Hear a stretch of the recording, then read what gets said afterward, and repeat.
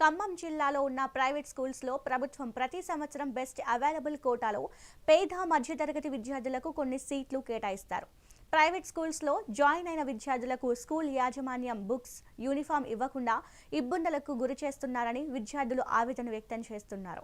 అంతేకాక ఫీజులు కడితేనే స్కూల్స్లో ఉండాలని, లేదంటే క్లాస్లోకి రానివ్వడం లేదని విద్యార్థులు ఆవేదన వ్యక్తం చేస్తున్నారు. ఇక ఇదే అంశానికి సంబంధించిన మరింత సమాచారం ఖమ్మం నుండి మా ప్రతినిధి దేవేందర్ అందిస్తారు. పేద మధ్యతరగతి విద్యార్థులు చదువుతూ ఉంటారు. ప్రతి సంవత్సరం కూడా ప్రైవేట్ స్కూల్స్లో కొన్ని బెస్ట్ అవైలబుల్ వేకెన్సీస్ కూడా ఇస్తూ ఉంటారు. ఆ బెస్ట్ అవైలబుల్ స్కూల్లో పేద మధ్యతరగతి విద్యార్థులు తల్లిదండ్రులు వారి విద్యార్థుల్ని ఆ బెస్ట్ అవైలబుల్ స్కూల్స్లో జాయిన్ చేస్తూ ఉంటారు. కానీ ప్రభుత్వం ఇప్పటివరకు బెస్ట్ అవైలబుల్ స్కూల్స్కి ఉన్నటువంటి 200 కోట్ల బకాయిలు ఇప్పటివరకు విడుదల చేయకపోవడంతో బెస్ట్ అవైలబుల్ స్కూల్లో చదువుతున్న పేద మధ్యతరగతి విద్యార్థులు హాస్టల్ కానీ, అలాగే బుక్స్ కానీ, స్కూల్ యూనిఫామ్స్, షూస్ తదితర అంశాలకు సంబంధించి బెస్ట్ అవైలబుల్ స్కూల్స్ ఎవరైతే యాజమాన్యం ఉన్నారో ఇప్పటివరకు అవేవి ఇవ్వకుండా హాస్టల్ నుంచి విద్యార్థుల్ని మళ్ళీ తిరిగి ఇళ్లకు పంపిస్తున్నారని చెప్పేసి కూడా బెస్ట్ అవైలబుల్ స్కూల్స్ ఎవరైతే పిల్లలు ఉన్నారో వాళ్ళ తల్లిదండ్రులు ఆవేదన వ్యక్తం చేస్తున్నారు.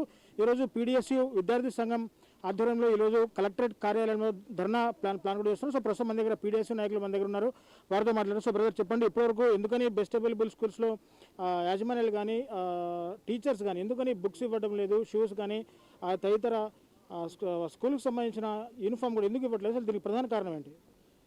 ఈరోజు పేద విద్యార్థులు చదువుకున్నటువంటి ఎస్సీ ఎస్టీ విద్యార్థులు ఎవరైతున్నారో ప్రైవేట్ కార్పొరేట్ విద్యలో మెరుగైన విద్య అందించాలని చెప్పేసి ఒక 30 ఏళ్ళకు పైగా కూడా ఈ స్కీమ్ని డిఆర్డిఏ బెస్ట్ అవైలబుల్ స్కీమ్ ద్వారా చదివిస్తూ ఉన్నారు. ఏ ప్రభుత్వాలు అనేక మంది సీఎంలు మారారు, అనేక మంది మంత్రులు మారారు, కానీ ఏ ప్రభుత్వం చేయనటువంటి పరిపాలనలో గత ప్రభుత్వం కావచ్చు, ఈ ప్రభుత్వం కావచ్చు చేయడం వల్లే మా పేద విద్యార్థులకు ఈరోజు విద్య అనేది దూరం అవుతా ఉన్నది. ఈ మాట నేను ఎందుకు అంటున్నానంటే డిఆర్డిఏ స్కీమ్ ద్వారా బెస్ట్ అవైలబుల్ విద్యార్థులు ఎవరైతున్నారో వారికి కనీసము వసతి గృహాలు చదువుకునే విద్యార్థులకి 43,000 రూపాయలు, డే స్కాలర్ విద్యార్థులకు 28,000 రూపాయలు ఇవ్వాల్సిన పరిస్థితి ఈరోజు రాష్ట్రంలో కనబడతా ఉన్నది. రాష్ట్ర వ్యాప్తంగా గత సంవత్సరంతో ఈ సంవత్సరం పోల్చుకుంటే సుమారు 200,000 కోట్ల రూపాయలు కూడా ఈరోజు పెండింగ్లో ఉన్నటువంటి పరిస్థితి కనిపిస్తూ ఉంది. దీని మీద అనేక సంవత్సరాలుగా అటు విద్యార్థులు కావచ్చు, విద్యార్థి తల్లిదండ్రులు కావచ్చు అనేక సంవత్సరాలుగా అధికారుల దృష్టికి కూడా తీసుకెళ్తా ఉన్నారు.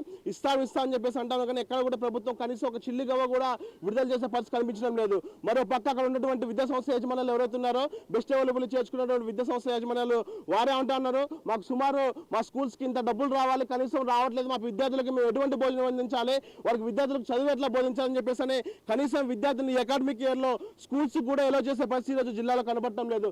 రాష్ట్ర వ్యాప్తంగా కూడా వాళ్ళు కూడా మినిస్టర్స్ కలుస్తూ అంటున్నారు.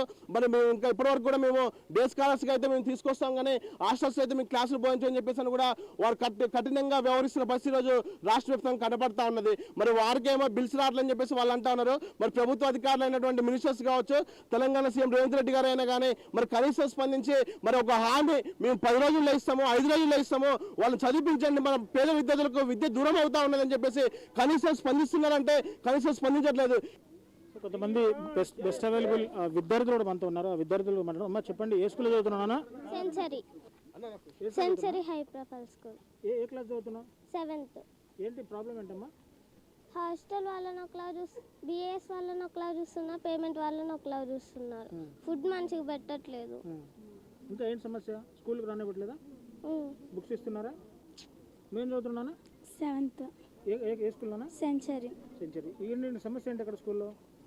బిఎస్ వాళ్ళని ఒకలా చూస్తున్నారు, పేమెంట్ వాళ్ళని ఒకలా చూస్తున్నారు, ఫుడ్ బాగోట్లేదు.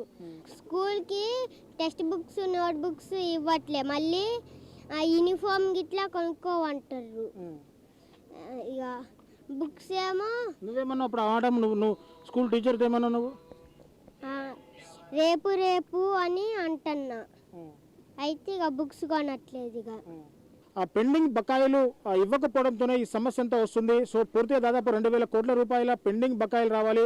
ఆ స్కూల్ యాజమాన్యాలు చెప్తుంటే దాదాపు మీరు డబ్బులు చెల్లించి మీ పిల్లల్ని పాఠశాలలో స్కూల్స్లో జాయిన్ చేయండి, మళ్ళీ ప్రభుత్వం ఆ బకాయిలు విడుదల చేసిన తర్వాత మీ అమౌంట్ మీకు రిటర్న్ చేస్తామని చెప్పేసి కూడా స్కూల్ యాజమాన్యాలు చాలా కఠినంగా వివరించడంతో బెస్ట్ అవైలబుల్ స్కూల్లో చదువుతున్న విద్యార్థులు భవిష్యత్తు కూడా చాలా ప్రశ్నార్థకంగా మారుతుందని చెప్పేసి విద్యార్థి తల్లిదండ్రులు ఆవేదన వ్యక్తం చేస్తున్న పరిస్థితి ఇక్కడ కనబడుతుంది. సో ఏదేమైనా ప్రభుత్వ అధికారులు, ప్రభుత్వ పెద్దలు కూడా వెంటనే స్పందించి బెస్ట్ అవైలబుల్ స్కూల్స్ యొక్క పెండింగ్ నిధులు వెంటనే విడుదల చేయాలి. విడుదల చేయకపోతే విద్యార్థి సంఘం నాయకత్వం ఆధ్వర్యంలో ప్రభుత్వాన్ని మెడలు వంచేంత వరకు కూడా మేము ఉద్యమాలు చేస్తామని చెప్పేసి కూడా ప్రభుత్వాన్ని హెచ్చరించిన పరిస్థితి ఇక్కడ కనబడుతుంది. సో ఇది కలెక్టర్ నుంచి తాజా పరిస్థితి. కెమెరామెన్ హరిప్రసాద్తో రిపోర్టర్ దేవేందర్, మెగానన్ టీవీ ఖమ్మం నుంచి.